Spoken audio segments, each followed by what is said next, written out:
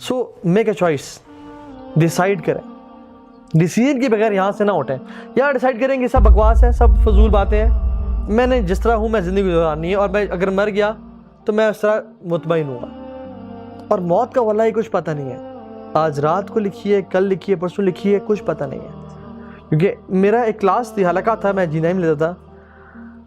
میں جب اگلے دن کی تو ایک ماں روتی بھی آئی، مجھے پرچی دی انہوں نے. تو اس پرچی میں لکھا تھا بیٹا آپ کی پچھلی کلاس میں میرا بیٹا موجود تھا، اس نے وہ لیکچر سنا تھا، لیکن وہ اس کلاس میں، وہ اس دنیا میں نہیں ہے، وہ مر چکا ہے.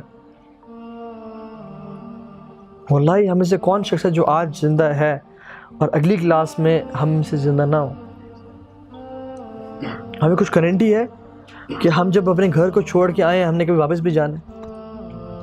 وہ جو شخص تھے جن کو ہم نے کل دفنایا، ان کو پتہ تھا کہ میں جو ابھی گھر میں داخل ہو رہا ہوں، میں اس کے بعد یہاں سے زندہ کبھی باہر نہیں جاؤں گا، میری میت نکلے گی یہاں سے.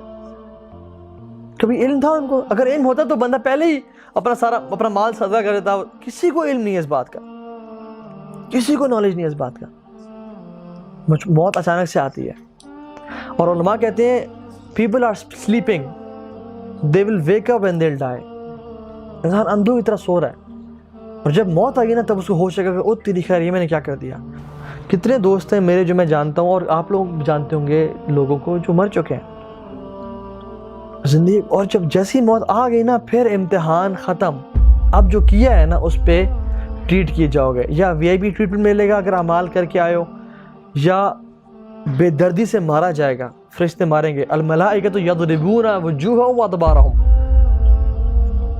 ملائکہ ماریں گے کہ تو رب کا باغی تھا، تجھے رب نے اتنی نعمتیں دی، اتنا کچھ سمجھایا بار بار، کتنے تو نے نصیحتیں اٹینڈ کی، کتنے تو یہ موقع ملے چینج ہونے کے، تو نہیں چینج ہوا.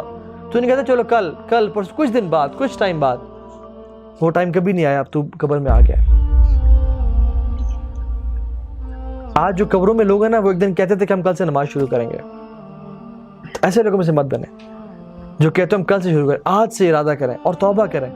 اللہ تعالیٰ اتنے معاف کرنے والے ہیں، حدیث میں آتا ہے التائب من الذنب کمن لا ذنب لہ، گناہ سے توبہ کرنے والا ایسا ہی ہے جیسے اس نے کبھی گناہ کیا ہی نہیں تھا.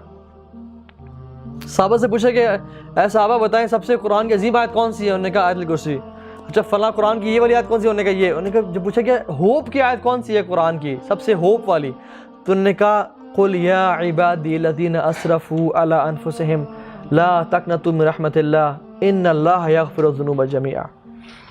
اے نبی میرے لوگوں سے، میرے بندوں سے کہہ دیں جنہوں نے اپنے آپ پہ ظلم کیا ہے، گناہ کر کے، لا تقنطوا من رحمت اللہ، اللہ کی رحمت سے کبھی نا امید نہیں ہونا. ان اللہ یغفر الذنوب جميعا، اللہ تو تمام کے تمام گناہ معاف کر دیتے ہیں. تم آنے والے تو بنو.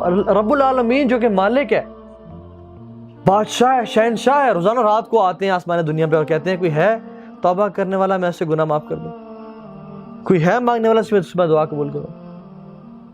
تو فیصلہ کریں، فیصلے کے بغیر نہ اٹھیں، دل میں فیصلہ کریں کہ بس آج کے بعد انشاءاللہ میں زندگی ایسی گزاروں گا نا.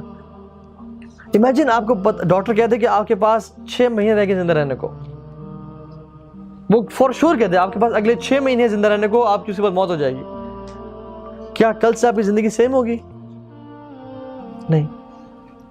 ایک ڈاکٹر کی بات تو ہم مان کے زندگی چینج کر دیتے ہیں، لیکن رب کہتا ہے کل نفس ذائقۃ الموت، تمہیں موت آنے والی ہے، تیاری کر لو. ہم کہتے ہیں نہیں، آپ کی بات پہ یقین نہیں ہے.